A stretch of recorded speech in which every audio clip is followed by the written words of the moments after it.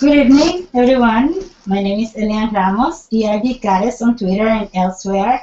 And tonight I have the great pleasure to welcome into this hangout a woman who is putting way up there, not just the name of Latinas, but the name of women in general. I'm talking about the current Texas State Senator and current candidate to Lieutenant Governor of Texas, Leticia Leticia, how are you? Muy bien. Thank you very much. I'm very excited to be on with you today.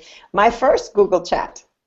Really? Oh my God, I feel so honored. Thank you so much for accepting to do this with me. As you know, we invited you. I invited you here because do have so many fans out there, so many Latinas who kind of wonder what's it like to be a Latina in politics, and as you know, there are 25 million Latinas in the United States, and out of those 25 million, there's only out of the 8,200 or so people in seats in the state in national political office, there's only 92 Latinas who are holding office right now. So that's like 1% of everyone who's holding political office right now. That means we're very underrepresented. So we're very curious to know, you coming from a background as a pharmacist, which is a huge leap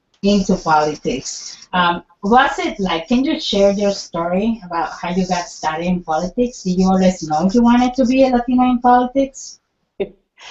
I never quite imagined myself as a candidate. I'm a pharmacist and have been for now 34 years. I'm married to the same guy, Pete, for 37 years, and we have 6 children, and we have now 6 nearly perfect grandchildren. Oh my God. My entrance into the State House, I had never held elected office until I ran in 1990. But like most Latinas, I was always involved in my community.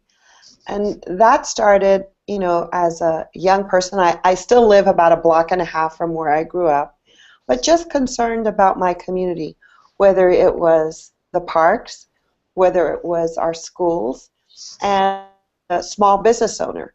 So I owned a pharmacy and medical clinic in an area of town that really needed a lot of services in the Latino and the San Antonio's west side.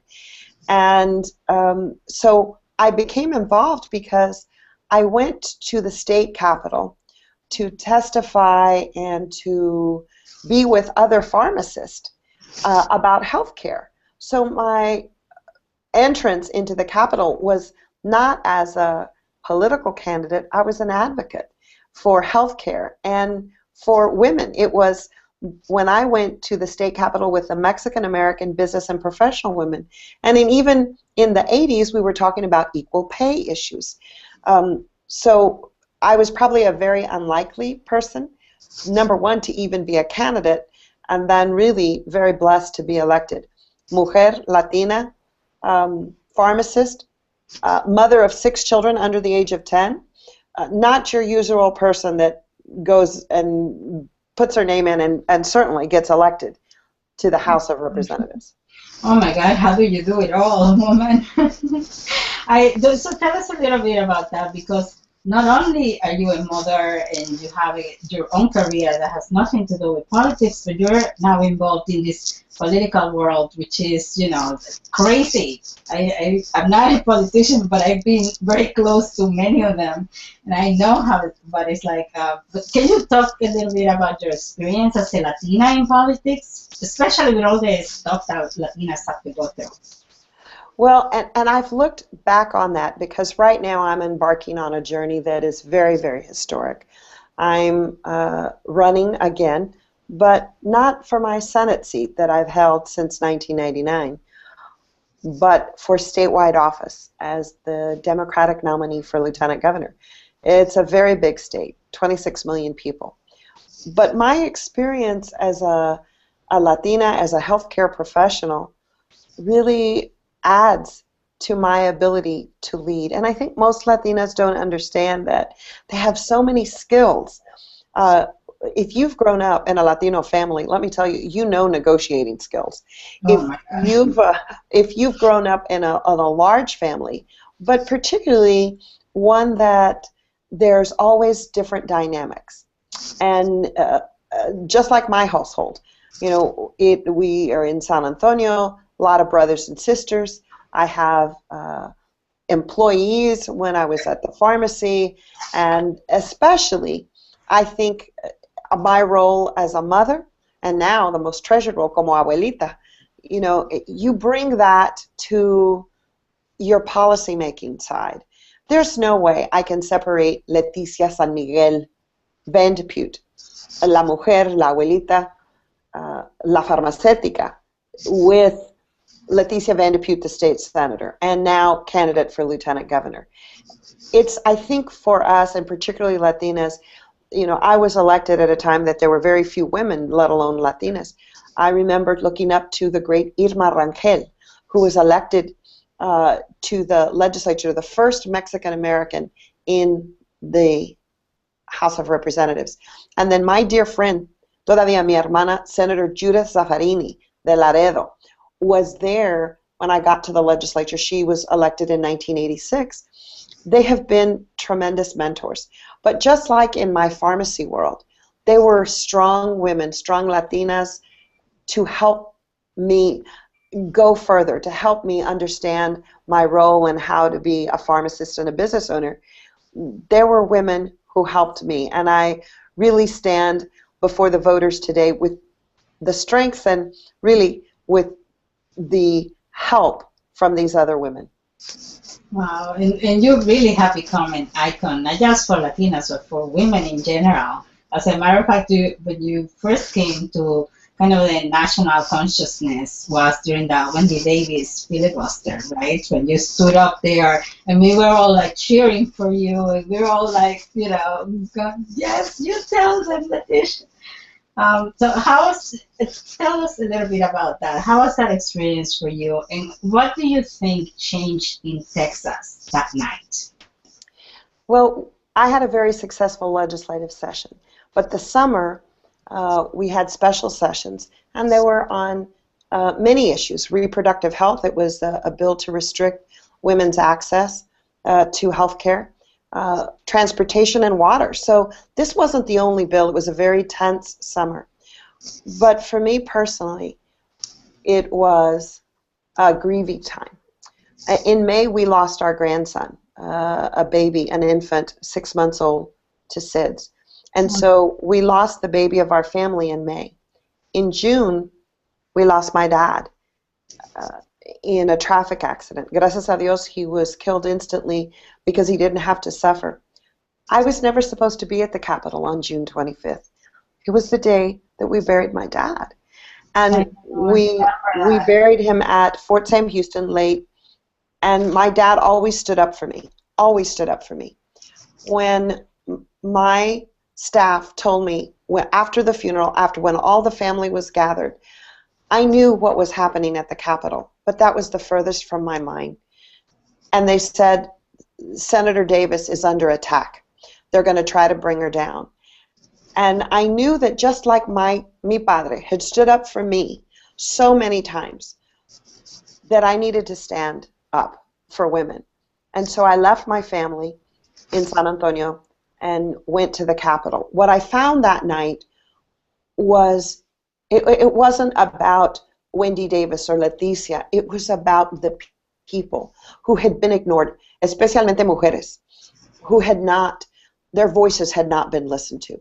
So what I said, those 20 words, I said them out of frustration. At what point does a female senator have to raise her hand or her voice to be recognized over the male colleagues in the room? But I said that because they kept recognizing all the men, all the Republican men, but they had turned off my microphone and those of the Democrats. And when I was finally recognized, it was out of pure frustration. The people finished that filibuster, but it echoed the sentiment of what's it going to take for you guys to listen to women?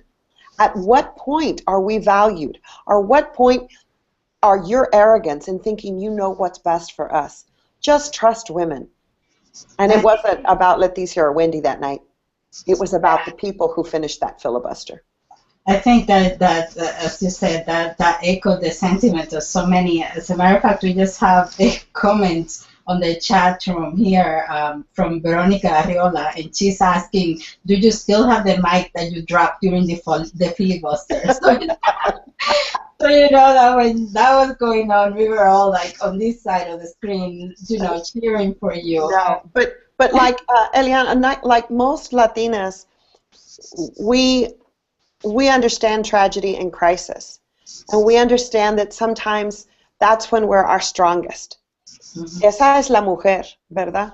Not only when the family and everything is good, and yes, we're in charge of the celebrations, everything, and you keep on track on your career, your family, and your community.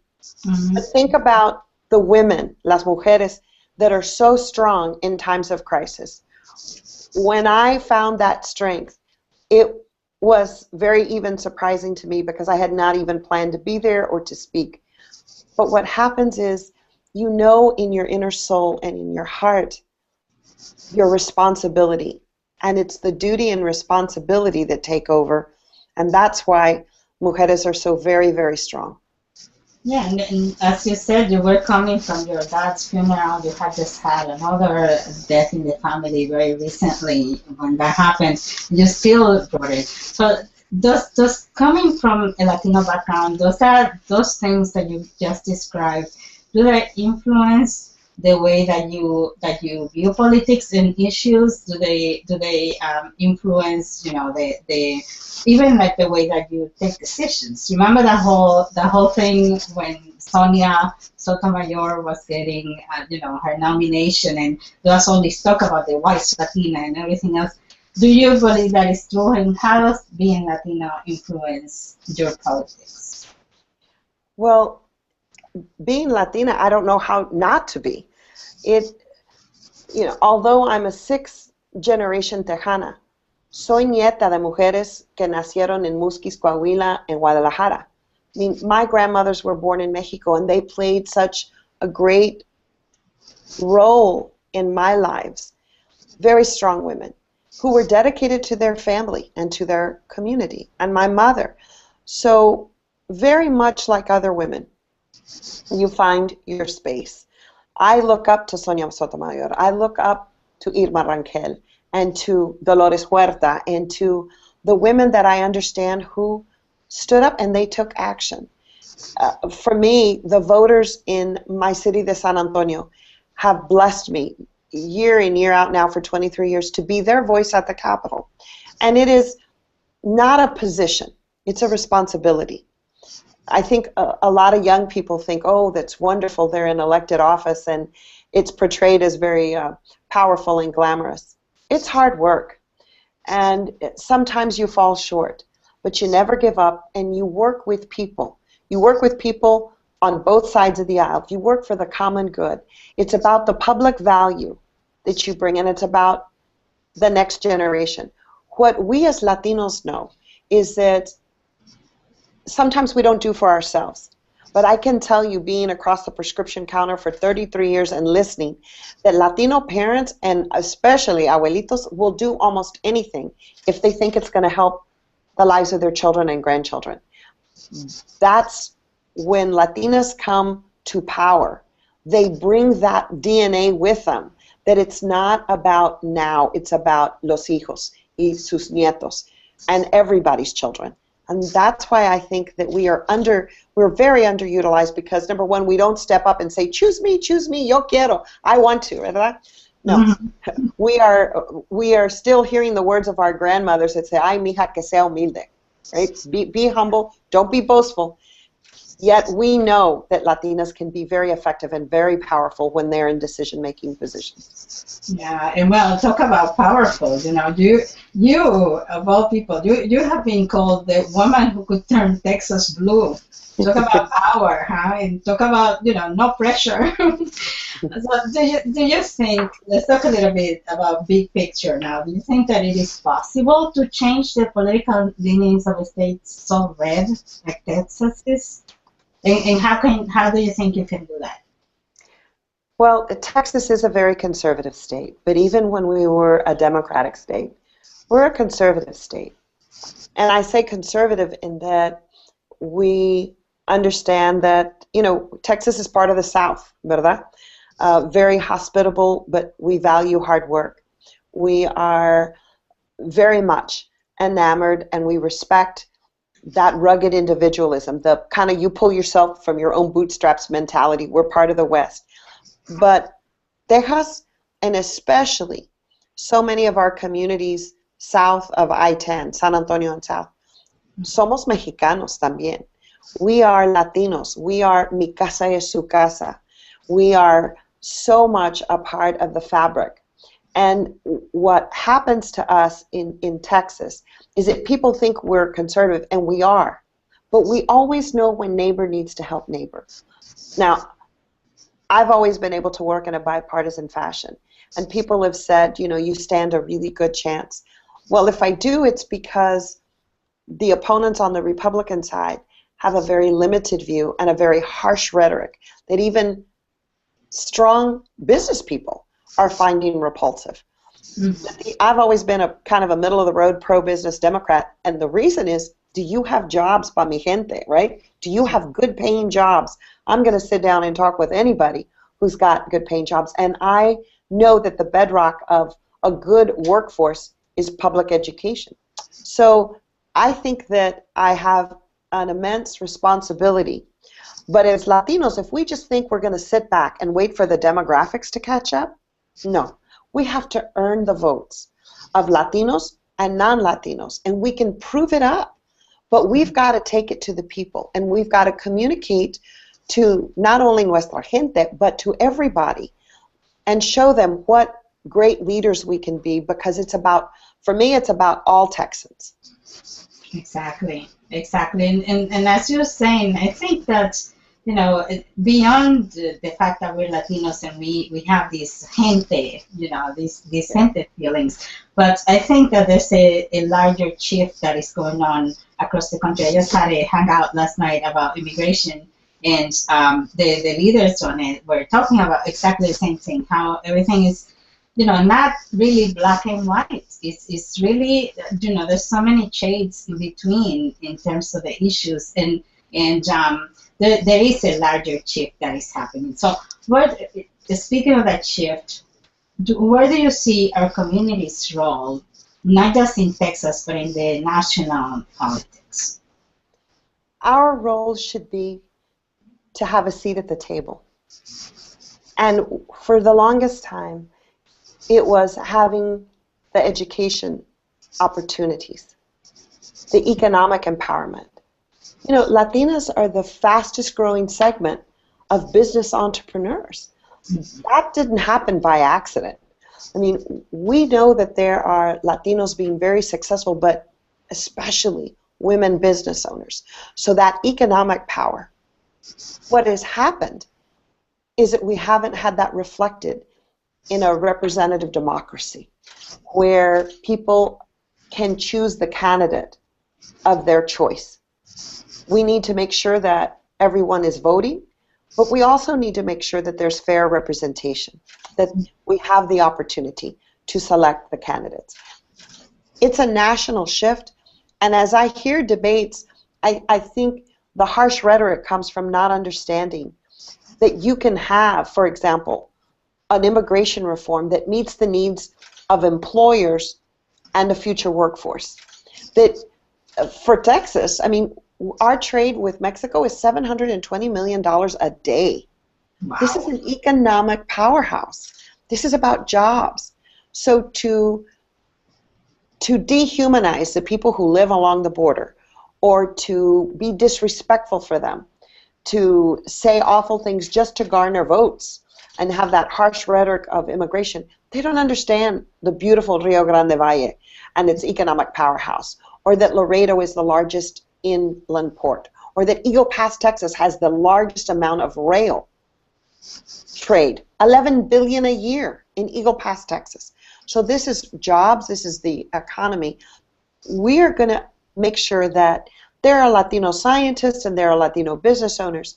But until we have the type of leaders representative in city, in county, at our local level, on our school boards, in the state legislatures, and in our federal government, then we miss a piece of opportunity to bring our rich experience and nuestra cultura and our hopes and our dreams to the future.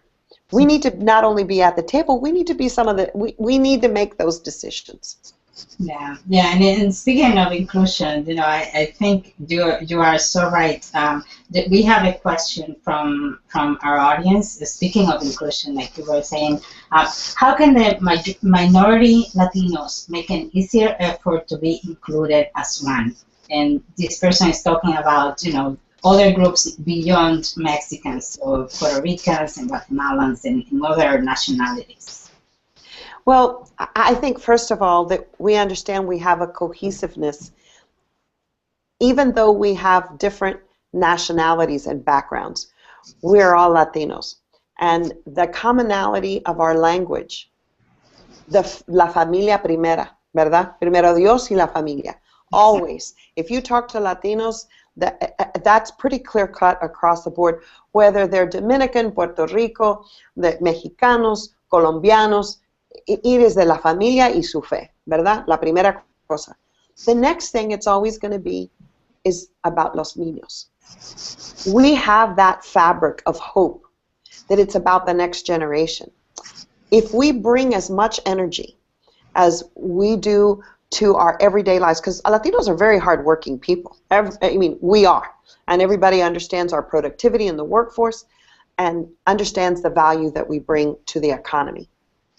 That power and that work needs to be translated beyond just that community. It's got to go for the greater good.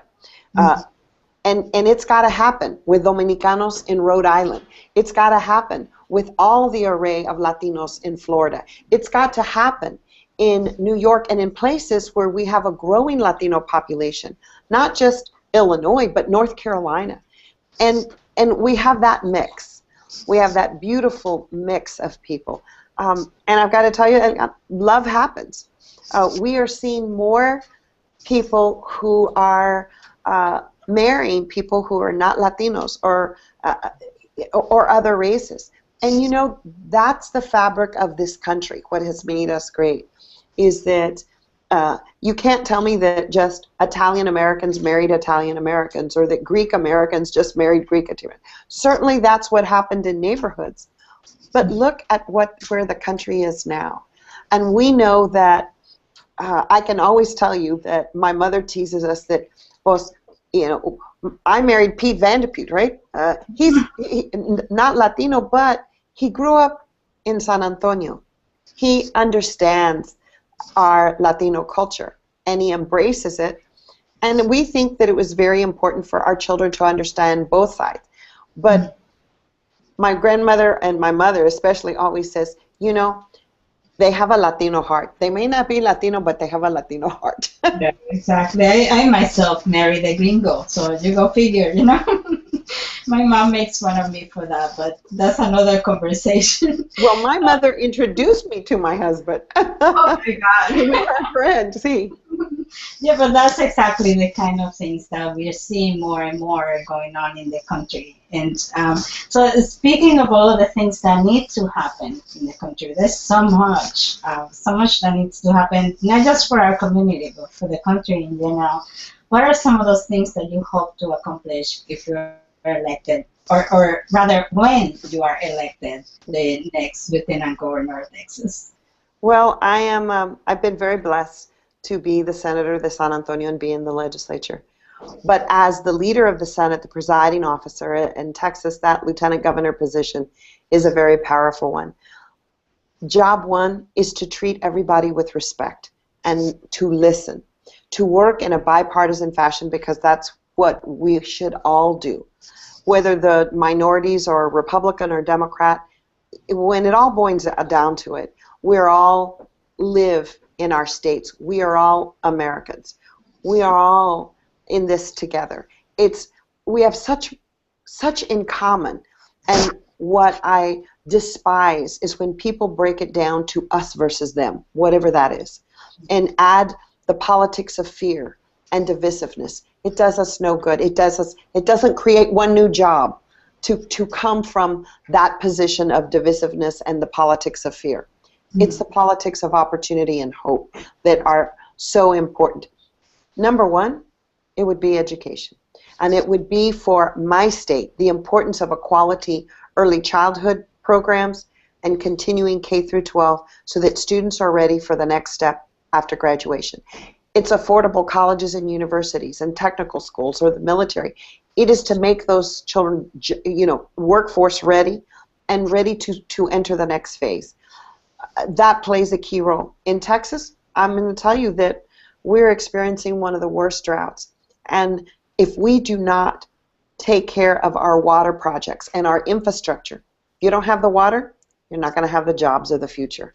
So for us, we need to take care of the basics. Education, infrastructure, of water and roads, a little healthcare thrown in. We've got to make sure that our people are being productive as they can be and healthy as they can be.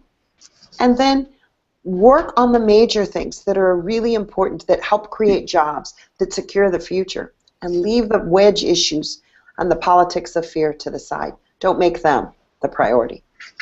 Well said, and I think that is the formula that can work for this country. There's so many issues, and people focus on the stupid things that really don't matter and don't make a difference in people's lives. So I know we're getting close to the end of the whole show here, but I want to make sure that I ask you this question. Because it's also one of the questions that somebody from the audience is asking. Veronica Arriola is asking that, our women are hungry for role models, and we are so grateful when we see somebody like you who is kind of blazing the path for all of us in politics and in the bigger stage for this country. So what words of wisdom do you have for somebody aspiring for public office, but also in terms of leadership in general? Well, first of all, you have to be secure and knowledgeable in your own community, in your own person. I always tell young people, if they want to go for elected office, first find something that you love, that you're passionate about. Get involved in a not-for-profit in your community, and then show your leadership skills there. Whether it's your neighborhood association or working on literacy or walkable communities, whatever it is, number one, you have to love people.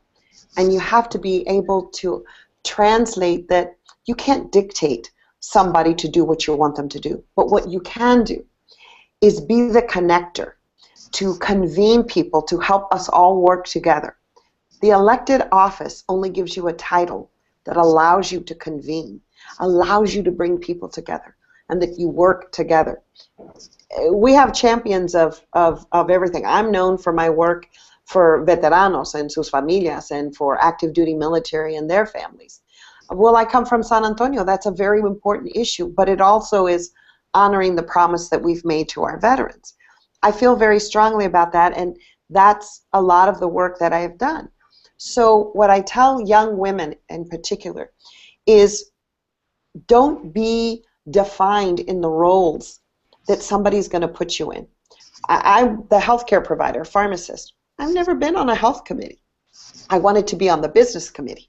I wanted to be on the business and commerce committee that dealt with utilities, oil and gas, and real estate and finance and banking, investment systems, retirement systems, because I didn't want them to define me, the woman, the mujer, the healthcare professional, as, well, she can only do health and human services or this. And a lot of times they will peg women or minorities into those committees that they think that they're the most interested in. I'm going to tell you, Latinos are interested in electric generation, and we're interested in finance, and we're interested in pension systems. So find what you really like, and then become so knowledgeable about that that you can be at the table, not dependent on anybody else, but what you know and what you care about. And that's what I tell folks. You got to love people, and then you've got to find your space, find where you're going to be the campeón. What is it that really moves you, and where you can set your domain and be an expert? Wow, wise words indeed. Huh? I'm gonna make sure that that's a tweetable quote in my recap. So I know that you don't have a lot of time to be with us, so I wanna give you the opportunity that for you to give us your campaign website and the places where people can find more information about your stances and issues and those kind of things. And where people, your call to action for people to support what you're doing.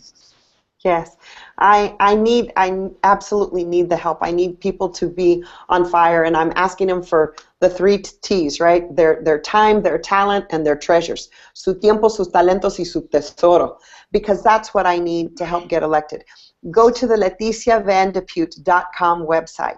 Find out about how you can help us. Many people across the country know folks in Texas, and although I have been very proud to be the senator de San Antonio now, and in the legislature for 23 years, this is the first time that I'm asking for support outside my community. So I need help in all parts of Texas. Ayúdanos. Go on that website, LeticiaVanDePute.com. Thank you. And beyond Texas, I think we all can help to push your cause out there.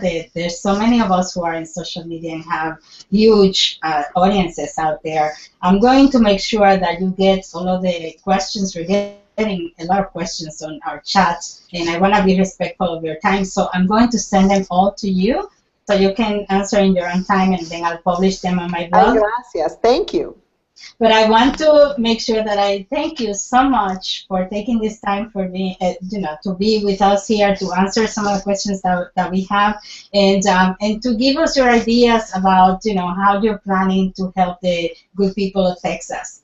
We wish you all the best. And I hope that when you get elected, you give us another time to be with us and to answer more questions. Well, thank you. It's going to be a wonderful journey. Y con el favor de Dios, vamos a tener mucho éxito. Thank you so much. And it's the LeticiaVanDePute.com website. Thank you. Thank you, and good luck to you. I know that I'm going to be hearing about you everywhere very soon. Good luck. Thank you. Bye-bye. For those of you who are watching, you're going to be able to see this broadcast again on my YouTube channel, which is youtube.com/user/Elianne Ramos. And thank you again to all of you for watching. Thank you, Leticia, again for being here. Thank you. Good night. Good night.